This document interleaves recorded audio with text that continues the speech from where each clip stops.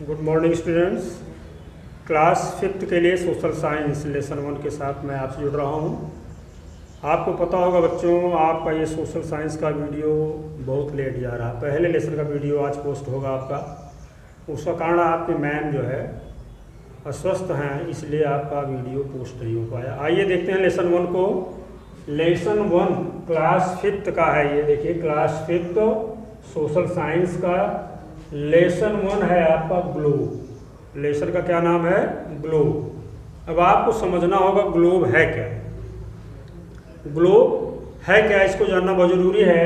तो यहाँ डिफिनेशन दी गई है, globe is a small model. Small यानी छोटा, मॉडल माने आकृति या नमूना। Globe is a small model of the अर्थ, यानी पृथ्वी का छोटा नमूना ही ग्लोब कहलाता है।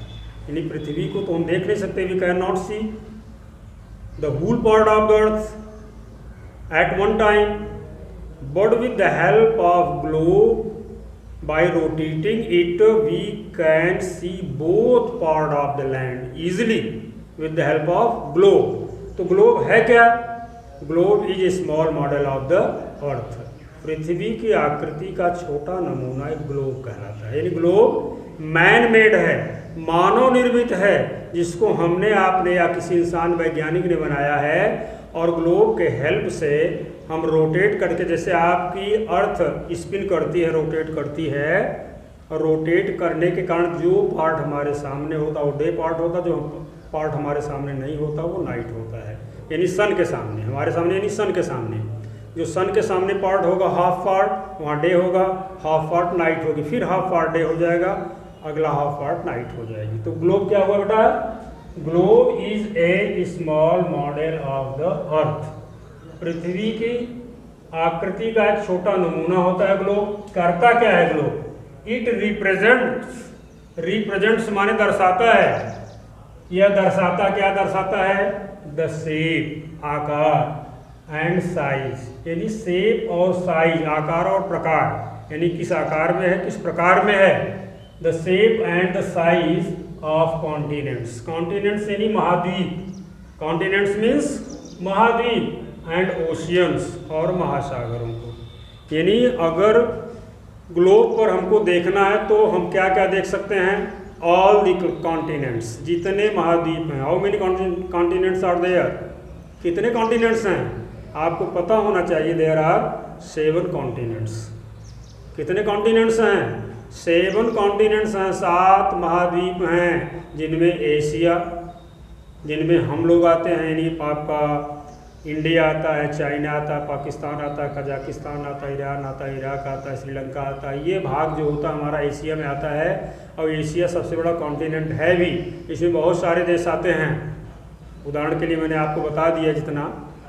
तो कॉन्टिनेंट्स दर्शाता है, यानी महाद्वीपों के बारे में बताता है, कितना किसका साइज है और शेप है, कितनी दूरी में कौन कौन सा कॉन्टिनेंट्स फैला है, उसमें कौन कौन से देश आते हैं, इसको आप जान सकते हैं। और साथ साथ ओशियंस यानी महासागरों के बारे में जान सकते हैं, सीज समुद्रों के बारे में जान सकते हैं। तो ग्लोब हमको क्या बताता है? कॉन्टिनेंट्स बताता है, ओशियंस बताता है और सीज बताता है। बाकी हमको नहीं बता पाएगा, उसके लिए फिर हमको मैप में जाना पड़ेगा बच्चों।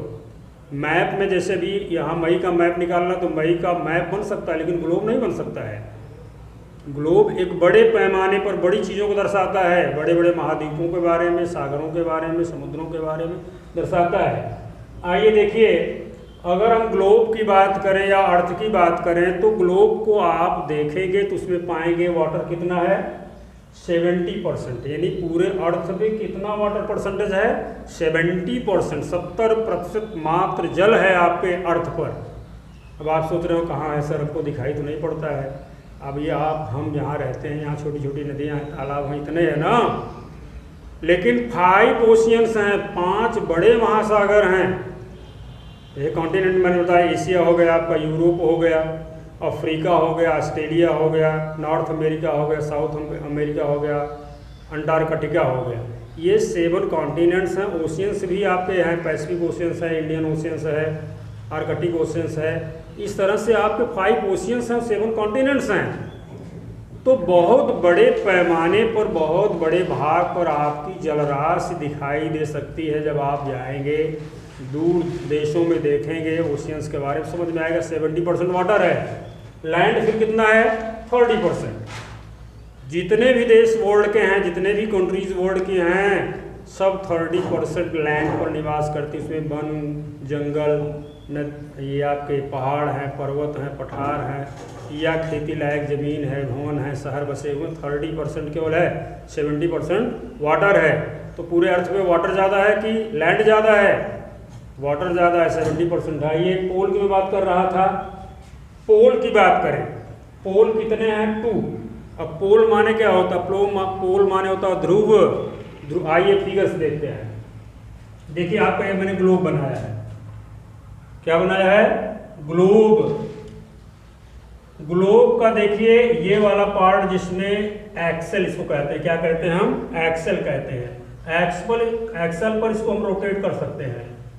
एक्सेल पर इसको हम रोटेट कर सकते हैं ग्लोब का। तो ऊपर का जो भाग होता है, यानी top most part of the earth is called north pole, यानी पृथ्वी का ऊपर वाला भाग नॉर्थ पोल कहलाएगा और नीचे वाला भाग साउथ पोल कहलाता है। नॉर्थ पोल माने उत्तरी ध्रुव और साउथ पोल माने क्या होता है? दक्षिणी ध्रुव। ध्रुव कितने हो गए? 2 हो गए। कौन कौन से? नॉर्थ पोल और साउथ पोल, जिनको हिंदी में क्रमशः कहते हैं नॉर्थ पोल को उत्तरी ध्रुव और साउथ पोल क्या कहते हैं? दक्षिणी ध्रुव। इसको कैसे हम देख सकते हैं? किसी ग्लोब पर देख सकते हैं। अगर आपको देखना है बुक से तो बुक पर भी आप आकर देख सकते हैं। देखिए ये है आपकी बुक, ये देखिए ग्लोब है आपका। ग्लोब क्या है? Globe small model of the अर्थ, यानी अर्थ का मॉडल यहाँ रखा गया है। ऊपर वाला भाग आपका नॉर्थ पोल हो गया और नीचे वाला भाग साउथ पोल हो गया। जिस पर ग्लोब टिका है उसको हम एक्सेल कहते हैं, यानी एक्सेल से इसको हम मूव कर सकते हैं, घुमा सकते हैं। हाफ पार्ट ही हम देख सकते हैं, यानी अर्थ का हाफ पार्ट ग्लोब पर हम एक बार में देख सकते हैं। जैसे मैंने बताया हाफ पार्ट पर डे होता, हाफ पार्ट पर नाइट होती, क्योंकि सन के सामने हाफ पार्ट ही आता है कि नहीं? जैसे इस समय मैं आपको दिख रहा हूँ, मान लीजिए मैं अर्थ हूँ, आप लोग सन है। अभी मैं मूव कर गया, ऐसे हो गया। देखिए अभी आप हमारा बैक पोर्शन देख पा रहे हैं ना, हमारा चेहरा नहीं देख पा रहे हैं, देख पा रहे हैं। इस तरह से अर्थ भी मूव करती है एंटी क्लॉक। जैसे आपकी घड़ी चलती है तो घड़ी का एंटी क्लॉक यानी पूरब से पश्चिम चलता है आपकी अर्थ, पूरब से पश्चिम एंटी क्लॉक, यानी घड़ी के ठीक विपरीत दिशा में। तो हाफ ही पार्ट एक बार में आप ग्लोब पर भी देख सकते हैं। ठीक, तो पोल समझ में आ गया। कितने पोल हुए? 2 पोल हुए, नॉर्थ पोल और साउथ पोल। ग्लोब समझ में आ गया आपको, globe is small model of the earth. Clear हो गया? चलिए अब आपको ले चलते हैं हम लैटिट्यूड्स क्या है। लैटिट्यूड्स के बारे में जानेंगे। इसकी डिफिनेशन यहाँ पर मैंने दिया है। Latitudes are drawn parallel to another the longest latitudes drawn at the centre of the globe, यानी ग्लोब के सेंटर में बीच में सबसे लॉन्गेस्ट लैटिट्यूड्स आएगा, सबसे लॉन्गेस्ट लैटिट्यूड आएगा। अब लैटिट्यूड के बारे में आप यहाँ मैंने फिगर बनाया है, यहाँ समझ सकते हैं आप। ये देखिए जो लाइन खींची गई है, latitudes are drawn parallel to another the longest latitude drawn at the centre of the globe between the 2 poles is known as equator, यानी ये बीच वाला भाग इक्वेटर कहलाता है। इक्वेटर माने क्या होता है? भूमध्य रेखा, यानी पृथ्वी का बीचों बीच वाला भाग जो होता है इक्वेटर कहलाता है। इधर वाला भाग क्रमशः नॉर्थ पोल की ओर जाएगा, इधर वाला भाग क्रमशः साउथ पोल की तरफ आएगा। इक्वेटर माने होता है भूमध्य रेखा, इसे 0 अंश अक्षांश रेखा भी कहते हैं। और क्या कहते हैं? 0 अंश अक्षांश रेखा भी कहते हैं। और क्रमशः यह नॉर्थ पोल पर छोटी होती चली जाती है और साउथ पोल पर छोटी होती चली जाती है। एट लास्ट केवल यहाँ पॉइंट मात्र आपको मिलेगा और ये पार्ट जो है अंदर है, यहाँ भी आपको पॉइंट मात्र ही मिलेगा। क्लियर हो गया? तो लैटिट्यूड क्या है? लैटिट्यूड ऐसे पृथ्वी पर ऐसे खींची गई रेखाएं, इस तरह से खींची गई रेखाएं क्या कहलाती हैं? It divide the globe into 2 equal halves, these 2 half are called the northern hemisphere. अब यही से बात करेंगे तो ये आपका नॉर्दर्न हेमिस्फीयर हो जाएगा, इधर वाला नॉर्दर्न हेमिस्फीयर। ये ध्रुव हो गया पोल, उत्तरी ध्रुव दक्षिणी ध्रुव। ये उत्तरी अंश अक्षांश और दक्षिणी अंश अक्षांश में क्रमशः आपका नॉर्दर्न हेमिस्फीयर और साउथ हेमिस्फीयर हो जाता है। क्लियर हो गया? चलिए आगे देखते हैं। लेंथ कहाँ सबसे ज़्यादा लंबी होगी भैया? लेंथ कहाँ से सबसे ज़्यादा लंबी होगी? लैटिट्यूड्स की इक्वेटर लाइन पे होगी। अच्छा, एक महत्वपूर्ण बात बता रहे हैं आपको जो आपके चैप्टर में नहीं है। मानसून की हम बात कर लेते हैं। सबसे ज़्यादा गर्म मौसम कहाँ होगा? इक्वेटर लाइन पे होगा, यानी भूमध्य रेखा पर होगा। क्यों? क्योंकि सूर्य का प्रकाश सीधे यहाँ ज़्यादा पड़ेगा। तो इक्वेटर रेंज पर रहने वाले, भूमध्य रेखा पर रहने वाले, जीरो अंश अक्षांश पर रहने वाले लोगों का जनजीवन कैसा होगा? भयंकर गर्मी वाला होगा, बड़ी गर्मी वाला होगा। अब समझ लीजिए, अगर यहाँ पर गर्मी होगी इतनी ज़्यादा तो यहाँ के लोगों का रंग कैसा होगा? काले रंग के लोग पाए जाएंगे, यानी इक्वेटर रेंज पर निवास करने वाले लोग काले रंग के होंगे। गर्मी पड़ने के साथ वहाँ पर वनस्पतियाँ कैसी होंगी समझ लीजिए। ज़्यादा गर्मी पड़ेगी तो किस प्रकार की वनस्पति होगी? ज्वार बाजरा ये सब ज़्यादा होगा, है कि नहीं? मानसून गर्म रहेगा, जानवर भी गर्मी बर्दाश्त करने वाले ही पाए जाएंगे। अच्छा, इसके और कारण हैं। ऐसा नहीं कि इक्वेटर लाइन पर ही अगर हम आएँ तो वहाँ बहुत गर्मी पड़ेगी। देखिए, इसके और 2-3 कारण जो आपके चैप्टर में आगे आज आप जा करके जियोग्राफी में पढ़ेंगे, अगर हायर एजुकेशन में जाएंगे तो क्या पढ़ेंगे आप? अगर ओशियन यानी महासागर के जितने नज़दीक जो भाग होता है वहाँ एक्सट्रीम क्लाइमेट होती है, यानी सम जलवायु होती है, क्योंकि समुद्र की हवाएं वहाँ क्रमशः तापमान को बदलती रहती हैं। जैसे गर्मी में गर्म हवाएं समुद्र की ओर बहेंगी, समुद्र से ठंडी हवाएं बाहर निकलेंगी, तो ठंडा मौसम वहाँ बनाए रखेंगे, एक्सट्रीम क्लाइमेट वहाँ बनाए रखेंगे। और दूसरी बात हो, समुद्र तल से जितने हम ऊंचाई पर होंगे वहाँ भी ठंडी बहुत पड़ेगी। समुद्र से जितने हम दूर पर होंगे वहाँ उतनी गर्मी और उतनी ठंडी दोनों पड़ती हैं। एक कारण नहीं है, कई कारण हैं, फिर भी समझने का प्रयास करिए आप लोग। इक्वेटर लाइन पर गर्मी ज़्यादा पड़ेगी। क्रमशः जब हम नॉर्दर्न हेमिस्फीयर में बढ़ते जाएंगे तो एक पॉइंट ऐसा आएगा बेटा, जहाँ पर मैंने यहाँ दर्शाया, देखिए यहाँ दर्शाया, देखिए मैंने लिखा मॉडरेट, यानी यहाँ पर जनजीवन जो होगा इक्वेटर के दोनों तरफ, नॉर्दर्न हेमिस्फीयर और साउथ हेमिस्फीयर पर यहाँ मॉडरेट क्लाइमेट रहेगी। न बहुत गर्मी रहेगी न बहुत ठंडी रहेगी। यद्यपि बीच वाले भाग जो मैंने यहाँ दर्शाया इक्वेटर लाइन पर ज़्यादा गर्मी रहेगी, लेकिन क्रमशः अगर हम बढ़ेंगे 23 अंश अक्षांश ऊपर उत्तर की तरफ, 23 दक्षिण की तरफ, तो क्या होगा? एकदम मॉडरेट, एकदम बढ़िया जलवायु होगी, न बहुत गर्मी पड़ेगी न बहुत ठंडी पड़ेगी। लेकिन यहाँ जो मैंने दोनों दर्शाया है, ये जो दोनों दर्शाया उत्तरी ध्रुव पर दक्षिणी ध्रुव पर, यानी नॉर्दर्न हेमिस्फीयर और साउदर्न हेमिस्फीयर पर, यानी 66 सही 1/2 वाले भाग पर, तो यहाँ मौसम देखिए मॉडरेट नहीं रह जाएगा, यहाँ ठंडी पड़ना शुरू हो जाएगी, यहाँ भी ठंडी पड़ना शुरू हो जाएगी। और क्रमशः जैसे हम ऊपर जाएंगे साउदर्न हेमिस्फीयर यानी साउथ पोल पर चले जाएंगे या नॉर्थ पोल पर चले जाएंगे, तो वहाँ बड़ी कड़ाके की ठंड, अर्थात वहाँ पर कोई रह ही नहीं सकता है। यानी जलवायु वहाँ की ऐसी होगी कि वहाँ पर कोई नहीं रह सकता, पूरे वर्ष भर बर्फ जमी रहती है।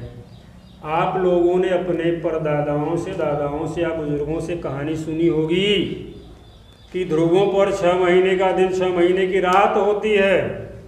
ऐसा क्यों होता है? क्योंकि आपकी अर्थ जो है, पृथ्वी जो है 23 सही 1/2 अंश अक्षांश उत्तर की तरफ झुकी हुई है, तो झुकने के कारण ये 6 महीना दिन वहाँ पड़ता है, 6 महीना रात पड़ती है। इस प्रकार से दोनों ध्रुवों पर जो है पूरे 6 महीना रात ही रहती है। क्रमशः दिन का प्रकाश मिलता है उनको, लेकिन इतना बड़ा प्रकाश नहीं मिलता है कि वो मेल्टिंग पॉइंट पर हो, बर्फ़ को मेल्ट करे। तो वहाँ पर समझ लीजिए कुल मिला करके पूरे वर्ष भर बर्फ जमा रहती है। इसलिए दोनों पोल पर, अर्थात दोनों ध्रुवीय भागों पर रहना बड़ा जटिल हो जाता है। तो अगर हम लैटिट्यूड की बात करें तो इस प्रकार से खींची गई लाइन को लैटिट्यूड कहते हैं। क्या कहते हैं? लैटिट्यूड। जो हॉरिजेंटल लाइन है आपकी, कैसी लाइन है ये? हॉरिजेंटल लाइन है, इसको हॉरिजेंटल लाइन बोलते हैं। अगर इसी को हम वर्टिकल लाइन कर दें, ऐसे कर दें, ये देखिए ऐसे वाली क्रमशः इसी प्रकार इधर से भी, ये क्या हो जाएगी, वर्टिकल लाइन हो जाएगी, यानी ऊपर से नीचे वाली वर्टिकल लाइन होगी आपकी और उधर से इधर वाली हॉरिजॉन्टल लाइन होगी। तो ये वर्टिकल लाइन क्या कहलाती है, लॉन्गिट्यूड कहलाती है। क्या कहलाती है, लॉन्गिट्यूड। देखिए the vertical lines known as longitudes, the vertical lines known as longitudes. Hemisphere के बारे में देख लीजिए, हेमिस्फीयर क्या है, मैंने बताया दो हेमिस्फीयर है, नॉर्थ हेमिस्फीयर और साउथ हेमिस्फीयर, उत्तरी अंश अक्षांश और दक्षिणी अंश अक्षांश। The top is called northern, यानी ऊपर वाला नॉर्दर्न हेमिस्फीयर कहलाता है, एंड बॉटम, बॉटम मान नीचे वाला, bottom is called south hemisphere, और नीचे वाला साउथ हेमिस्फीयर कहलाता है। तो देखिए इस तरह से लेसन आपका समाप्त तो हो गया, लेकिन मुख्य बात आपको समझना अब भी ज़रूरी है बच्चों। इसको थोड़ा बुक से हम समझाने का प्रयास करते हैं कि आप थोड़ा और समझ लीजिए इसके बारे में।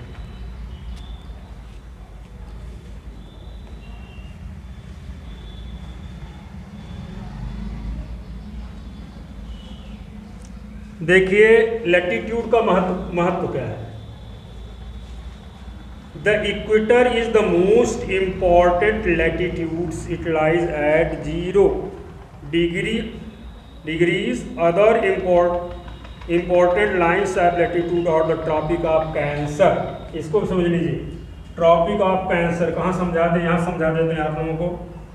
ट्रॉपिक ऑफ कैंसर या बुक से ही देख लीजिए, बुक से ही देख लीजिए आप लोग, बुक में थोड़ा आपको फिगर बेहतर मिलेगा।